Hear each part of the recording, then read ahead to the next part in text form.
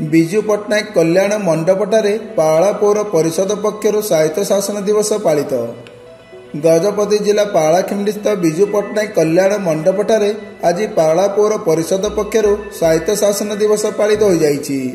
पौर अध्यक्षा श्रीमती निर्मला सेठी तत्वावधान में मुख्य अतिथि रूपे खाद्य जोगाण एवं खाउटी कल्याण विभाग मंत्री श्री अतनु सब्यसाची नायक, सम्मानित अतिथि सांसद श्री चंद्रशेखर साहू, जिला परिषद अध्यक्ष श्री गावरा तिरुपति राव, जिलापाल श्री लिंगराज पंडा, महाराणी कल्याणी गजपति, अतिरिक्त जिलापाल श्री संग्राम शेखर पंडा, पौर परिषद श्री जुबुली चरण बेहेरा प्रमुख मंचस्थ होई आज दिवस पालन विषय संपर्क सूचना प्रदान करथिले।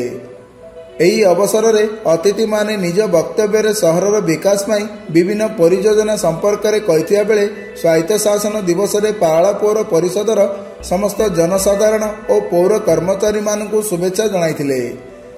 एथिस पूर्वर होइतिबा विभिन्न प्रतियोगिता रे विजयी प्रतियोगी मानकु पुरस्कार प्रदान करा जाइथिया बेले शेषरे बहु रंगारंग कार्यक्रमर आयोजन करा जाइथिला। एही अवसर में पौर परिषदर समस्त कर्मचारी एही कार्यक्रमर परिचालना करथिले।